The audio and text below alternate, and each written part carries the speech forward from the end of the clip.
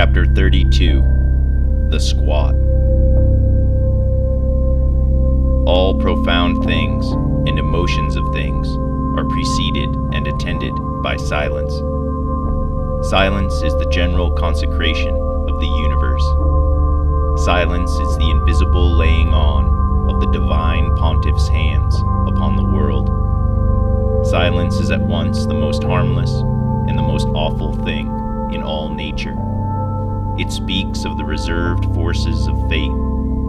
Silence is the only voice of our God. Herman Melville from Pierre or The Ambiguities.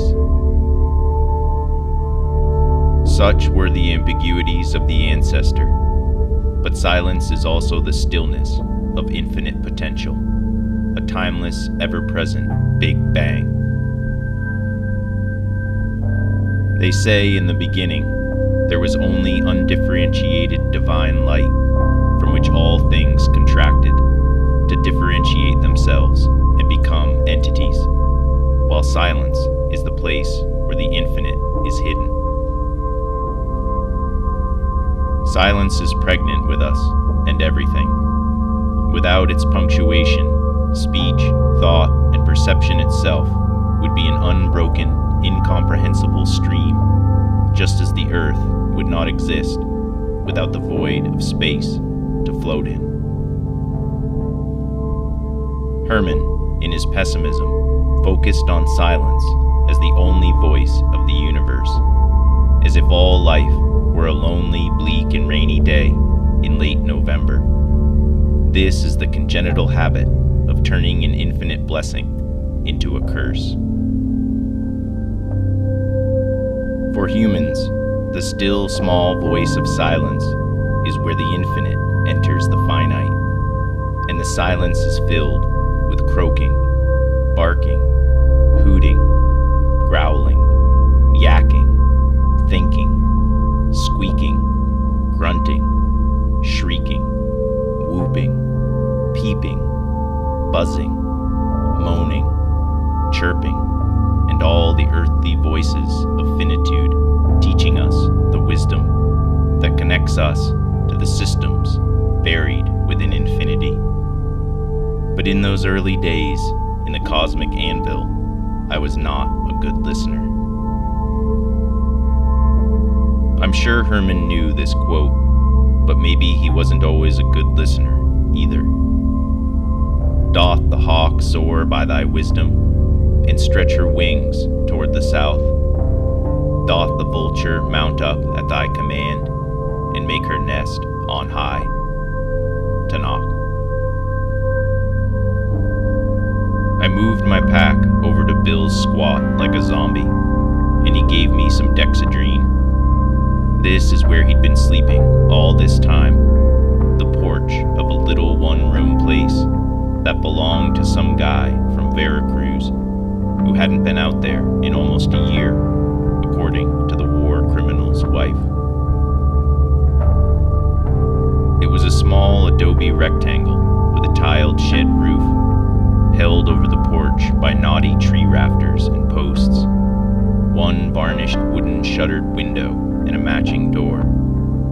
This was to be the piazza where our otherworldly tales played out. It was like an aircraft carrier's wheelhouse, paved in tiles, looking out into the air off the edge of the 100-foot cliff, overlooking the vast, soft focus aqua gulf. The porch roof and wall of the closed-up building made a little echo chamber that was to reverberate with blind faith, hollowing out the sound of the waves I'd ride and learn from. Bill put on the record to kick off what he called this walk across that lonesome valley. The song that Bill had already played to 1,000 deaths, Do What You Like, was coming from the scratchy, battery-operated, red and white plastic record player purchased in the city of the True Cross. Bill leaned towards me, handing me a cigar-sized joint in a cloud of smoke as the tinny record player sounded, "Open your eyes and realize you're nothing." Not for the first time, Bill explained his well-worn hallucinatory tiger hunt, jumping over rocks, dodging trees in pursuit of those golden striped haunches, all moving in time to do what you like. He'd tell this tale 100 times more before I could see it all with him. Different sequencing of the invariable motif of hounding the predator. That very linear tiger hunt drummed out to the end of the song over and over, dissolving into chaos, or the rhyme of the reasons, as Bill called it. Ding dong, Billy Bong.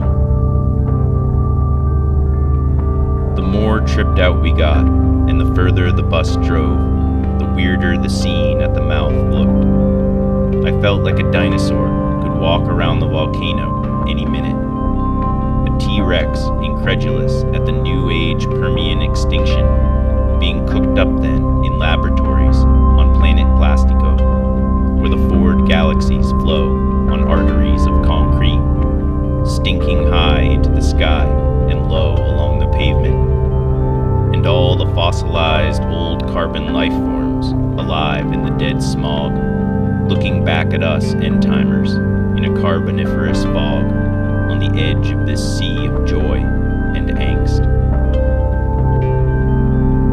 Not knowing the end from the beginning, seeing it all mixed up together. Pupils encompassing a conical avenue, up into the streaming stars, a Jacob's ladder of ideation, climbing in the reckless opportunism of continuous change, riding fast as futurists, racing their bicycles to their demise, in the war they loved to death. Then I was just prostrate, there in the humbler opportunism of measured smooth expansion, melting out slow until the other times, the ones just before and just after, flying headlong into something rather than nothing, in fine moment-to-moment detail. This was our descent into being that never seemed to hit bottom. Until some dawn would find us unknowing, incognizant, befuddled, and lost, staring down into remnants of that vast meal, that heaping helping of an adolescent hors d'oeuvre of Wagnerian velvet.